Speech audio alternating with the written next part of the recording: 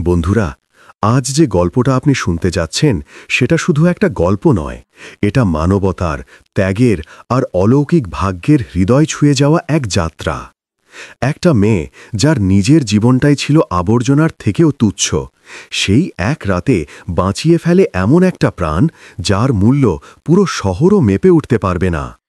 যে মেয়ে কখনো ভালোবাসা পায়নি, সেই মেয়ে হয়ে ওঠে কারো জীবনের শেষ আশ্রয়।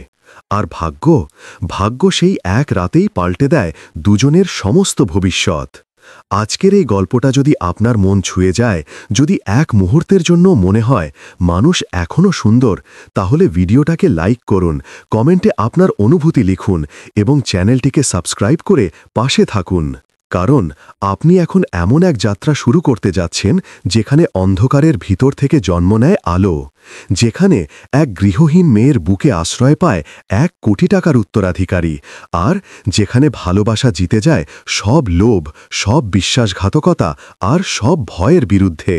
বন্ধুরা, গল্পটা একটুও স্কিপ করবেন না, কারণ শেষ মুহূর্ত পর্যন্ত এমন সব মোড় আসবে যা আপনাকে বুঝিয়ে দেবে কখনো কখনো সবচেয়ে মূল্যবান জীবনটা খুঁজে পাওয়া যায় ঠিক আবর্জনার স্তূপেই। চলুন শুরু করি আজকের হৃদয় কাঁপানো গল্পটি। কথিত আছে, ভাগ্য যখন চায়, আবর্জনার স্তূপ থেকেও হীরের আলো ঠিকরে বেরোয়। কিন্তু যার কাছে নিজের জীবনটাই ছিল ফেলে দেওয়া আবর্জনার চেয়েও তুচ্ছ, তার কাছে এই কথা ছিল শুধুই একটা কড়া মজা।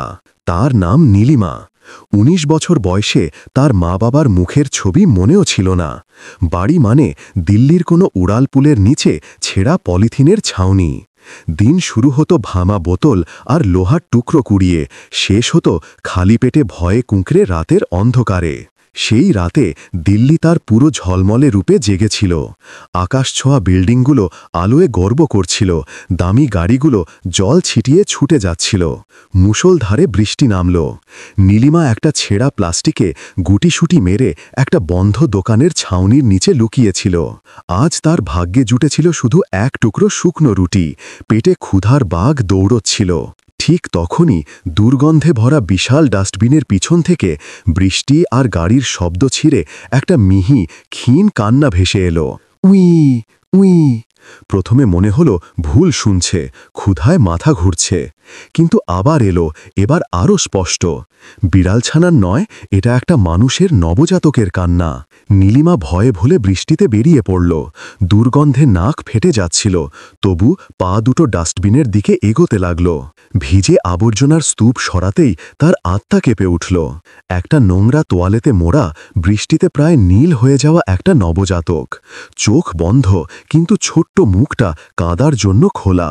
নীলিমা এক মুহূর্তের জন্য জমে গেল। সে নিজেই একটা পরিত্যক্ত, আজ তার কোলে আর একটা পরিত্যক্ত এসে গেছে। প্রথম চিন্তা, পালা এখান থেকে, এ আর একটা বিপদ। কিন্তু যেই পিছু ফিরল, শিশুটা একটা জোরে হেঁচকি তুলল। সেই হেঁচকি তার বুকে তীরের মতো বিঁধল। কাপা হাতে সে শিশুটাকে তুলে বুকে জড়িয়ে নিল। নোংরা, দুর্গন্ধযুক্ত, কিন্তু জীবন্ত। নিজের ছেঁড়া ভিজে শালে মুড়ে আবার ছাউনির নিচে ফিরল। সে জানত না, যাকে সে দুনিয়ার সবচেয়ে পরিত্যক্ত টুকরো ভেবেছিল, সে আসলে দিল্লির সবচেয়ে বড় ধনকূপের পরিবার অরোরার অপহৃত উত্তরাধিকারী। শিশুটা তার কোলেই ছিল। নীলিমার সারা শরীর কাঁপছিল, ঠান্ডায় না ভয়ে সে নিজেও জানত না। শিশুর হেঁচকি এখন হালকা হয়েছে, সে বোধহয় ঠান্ডায় জমে গিয়েছিল। নীলিমা ভয়ে ভয়ে শালটা আরও শক্ত করে মুড়ে দিল। শিশুর ছোট্ট হৃৎস্পন্দন তার পাঁজরে লাগছিল। হে ভগবান, আমি কি করব? পুলিশের কাছে যাবে? কিন্তু পুলিশের নাম শুনলেই তার হাত পা ঠান্ডা হয়ে যায়। কতবার তাকে আর তার মতো গৃহহীনদের লাঠি মেরে তাড়িয়েছে। যদি আমি এটাকে পুলিশকে দিই, ওরা প্রথমে আমাকেই হাজার প্রশ্ন করবে। কোথাও যদি আমার ওপরেই চুরির দোষ চাপিয়ে দেয়। বৃষ্টি একটু কমেছে, শিশুর দুধ লাগবে, সে ক্ষুধার্ত। নিজের ক্ষুধার চেয়ে বেশি সেই ক্ষুদ্র প্রাণের ক্ষুধা অনুভব করছিল। শিশুর মুখ পরিষ্কার করার চেষ্টা করল।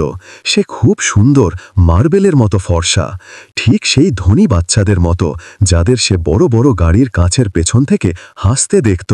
ঠিক সেই সময় শহরের অন্য প্রান্তে অরোরা ম্যানশনে কেয়ামত নেমে এসেছিল। অভিমন্যু অরোরা, যার সম্পত্তির কোনো হিসাব নেই, আজ অসহায় দাঁড়িয়ে। তার ৬ মাসের একমাত্র উত্তরাধিকারী কড়া নিরাপত্তার মধ্যেও বাড়ি থেকে অপহৃত। বাড়ি পুলিশ, মিডিয়া আর আত্মীয়তে ভর্তি। তার স্ত্রী রিধিমা সোফায় অচেতন পড়ে। আমার ছেলেকে চাই অভিমন্যু, সে চিৎকার করল। তুমি বলেছিলে এ বাড়িতে পাখিও পর মারতে পারবে না, সে কোথায়? অভিমন্যুর মুখ পাথরের মতো। ১ ঘন্টা আগে মুক্তিপণের ফোন এসেছিল, ৫০ কোটি। সে টাকা দেওয়ার জন্য হ্যাঁ বলতেই লাইন কেটে গেছে। তারপর থেকে নিস্তব্ধ। অভিমন্যু জানে এটা শুধু টাকার ব্যাপার নয়, এ তার কোনো পুরনো শত্রু যে তাকে সম্পূর্ণ ধ্বংস দেখতে চায়।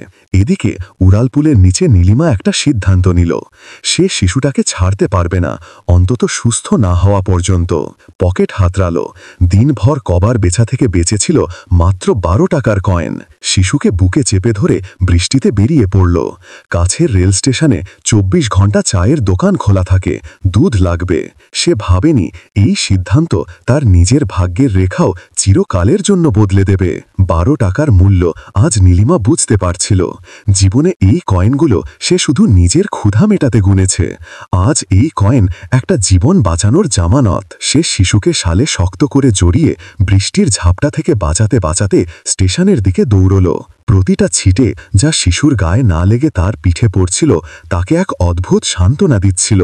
স্টেশনের চায়ের দোকানে কয়েকজন কুলি আর রিকশাওয়ালা বৃষ্টি থামার অপেক্ষায়। দোকানদার লালচাঁদ কাকা চুলায় চা ফুটাচ্ছিল। নীলিমা নিজের অবস্থায় লজ্জা পেল। ভিজে, নোংরা আর কোলে একটা বাচ্চা। কাকা, একটু দুধ পাওয়া যাবে? লালচাঁদ তাকে মাথা থেকে পা পর্যন্ত ঘুরে দেখল। দুধ? রাত ২টোয়? টাকা আছে?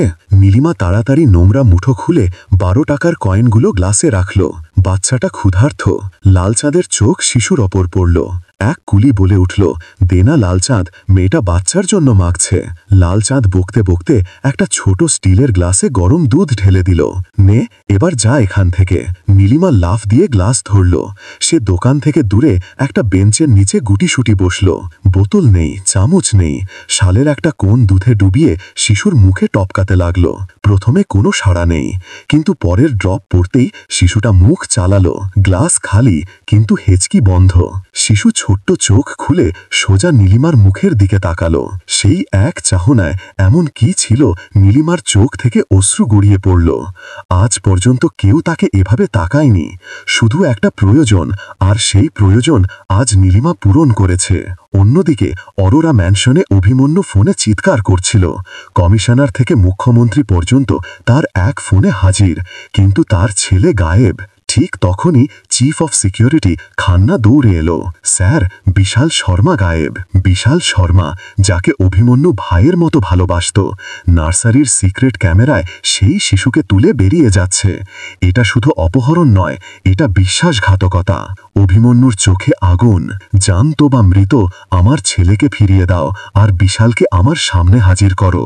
শহরের প্রতিটা নাকায় বিশাল শর্মার ছবি। এটা একটা আহত সিংহের শিকার। কিন্তু স্টেশনের বেঞ্চে বসা নীলিমার এসব ঝড়ের খবর নেই। তার দুনিয়া শিশুর ছোট্ট শ্বাসের মধ্যে সীমাবদ্ধ। দুধ খেয়ে শিশু ঘুমিয়ে পড়েছে। লালচাঁদ কাকার দোকান বন্ধ হতে চলেছে। নীলিমাকে যেতে হবে। সে উড়ালপুলের নিচে ফিরল। তার জায়গায় জল জমে গেছে, কিন্তু কোলের ঘুমন্ত শিশুকে দেখে সাহস জোগাল। পুলের সবচেয়ে শুকনো কোণে কয়েকটা বড় সিমেন্টের পাইপের মধ্যে ঢুকল। এটা আজকের রাতের জন্য তাদের প্রাসাদ। শিশু ঘুমে পাশ ফিরল। নীলিমা তাকে শুধু দেখতে লাগল। এত সুন্দর, একদম রাজার মতো। কাঁপা হাতে গালে হাত বুলিয়ে বলল, আদিত্য। হ্যাঁ, তোকে আমি আদিত্য ডাকব। সে নিজেও জানত না, অজান্তে শিশুকে তার আসল নাম দিয়ে দিয়েছে। সেই রাতে সেই ঠান্ডা সিমেন্টের পাইপের মধ্যে এক পরিত্যক্ত মেয়ে এক ধনকবির উত্তরাধিকারীকে তার জীবনের সবচেয়ে মূল্যবান জিনিস দিচ্ছিল, তার যত্ন আর তার শরীরের উষ্ণতা। সকালের প্রথম রোদ যখন পাইপের মুখে পড়ল, নীলিমার ঘুম ভাঙল। এক মুহূর্তের জন্য মনে হলো স্বপ্ন, কিন্তু বুকে একটা ছোট্ট নড়াচড়া। আদিত্য জেগে উঠেছে, শিশু ক্ষুধার্ত, নীলিমাও। কিন্তু এই ক্ষুদ্র প্রাণকে পাইপে একা ফেলে যাবে কি করে? তার চোখ পড়ল একটা পুরনো দোপাট্টায়। সেটা ঝেড়ে ঝোলা বানালো, আদিত্যকে বুকের সঙ্গে বেঁধে নিল। এখন শিশু তার পিঠে নিরাপদ। সে বেরোল। গতরাতের বৃষ্টি শহরকে ধুয়ে দিয়েছে, কিন্তু প্রতিটা খুঁটিতে নতুন পোস্টার, নিখোঁজ, 1 কোটি টাকা পুরস্কার। পোস্টারে হাসতে থাকা গোলগাল শিশুর ছবি। নীলিমার বুকটা চেপে ধরল। এটা তার আদিত্য। অভিমন্যু আরোরার পুত্র আদিত্য আরোরা। 1 কোটি। এক মুহূর্তের জন্য তার মনে খেয়াল এলো পুলিশকে ফিরিয়ে দিলে সে ধনী হয়ে যাবে।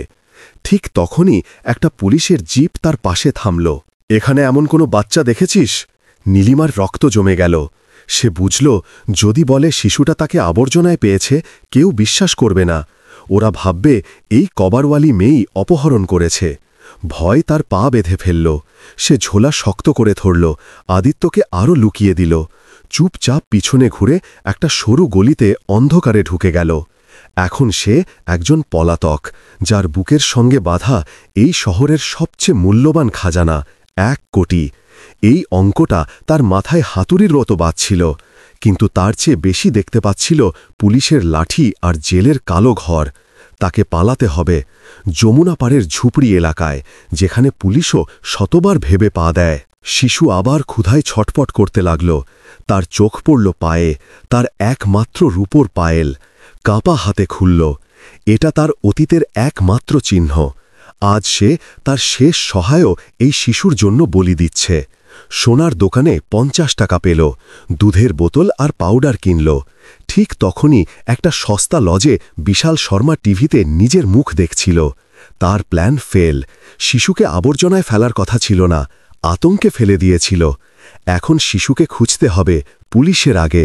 লালচাঁদ কাকা বলল, একটা কবারওয়ালি মেয়ে রাতে দুধ মেগেছিল। বিশালের চোখে রক্তিমা আভা। সে ছদ্মবেশে বেরোল।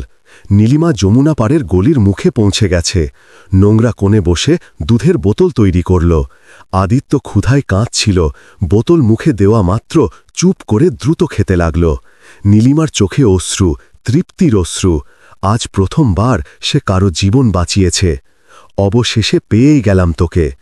রুক্ষ ঠান্ডা গলা, বিশাল শর্মা তার পেছনে। চল, বাচ্চাটা আমাকে দে। নীলিমার রক্ত জমে গেল। না, এটা আমার। বিশাল হাসল, শিশু ছিনিয়ে নিতে ঝাঁপাল। কিন্তু এ গত রাতের ভীতু নীলিমা নয়, এ একজন মা। না! সে চিৎকার করে বিশালের হাত ঝেটকে দিল।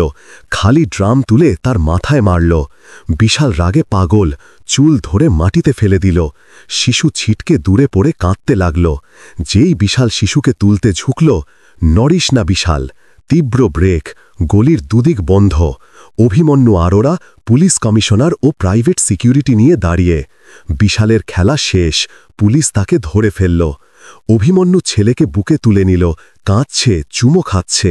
তারপর চোখ পড়ল মাটিতে পড়ে থাকা নীলিমার ওপর। জখম, কপাল থেকে রক্ত পড়ছে, কিন্তু তার চোখ এখনও আদিত্যের ওপর। এই মেয়েকে এই অপহরণে জড়িত। বিশাল চিৎকার করল। নীলিমা কাঁদছিল। না স্যার, আমি এটাকে আবর্জনায় পেয়েছি, ক্ষুধার্ত ছিল। আমি আমার পায়েল বেচে দিয়েছি এর দুধের জন্য। অভিমন্যু পাথর হয়ে গেল। একবার বিশালের দিকে তাকালো, যে তার ছেলেকে আবর্জনায় ফেলে দিয়েছে, আর তারপর দেখল এই গৃহহীন মেয়েকে, যার কাছে কিছুই ছিল না, তবুও সে তার শেষ গয়না বেচে তার ছেলের জীবন বাঁচিয়েছে। 1 কোটি টাকার পুরস্কার ছোট হয়ে গেল। অভিমন্যু শিশুকে স্ত্রীর হাতে দিয়ে মাটিতে বসা নীলিমার সামনে হাঁটু গেড়ে বসল। নিজের হাতে তার অশ্রু মুছিয়ে দিল। তুমি আমার ছেলেকে বাঁচাওনি, তুমি আজ আমাকে বাঁচিয়েছ। তুমি আমার বিশ্বাসকে বাঁচিয়েছ। সেদিন শহর দেখল সবচেয়ে ধনী হৃদয় কখনো কখনো সবচেয়ে গরিব বুকেও ধুকপুক করে। নীলিমাকে পুরস্কার দেওয়া হলো না, তাকে একটা পরিবার দেওয়া হলো। অভিমন্যু তাকে নিজের মেয়ের মতো গ্রহণ করল, আর আদিত্যকে মানুষ করার দায়িত্ব দিল। কারণ সে জানত ধন সম্পদের চেয়ে বড় হল মানুষ করা, আর মানবতার চেয়ে বড় কোনো ধর্ম নেই।